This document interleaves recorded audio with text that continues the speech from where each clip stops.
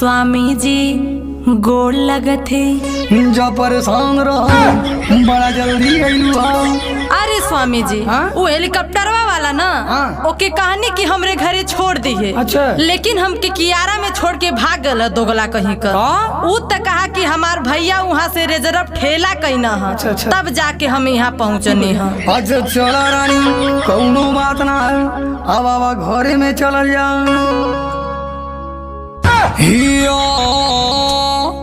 और जाने मन ये कौन है?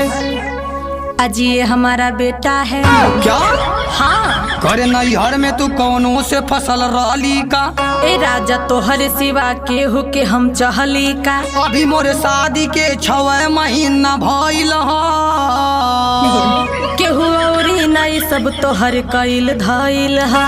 कौनो बात त हमसे जो छुपावत ह।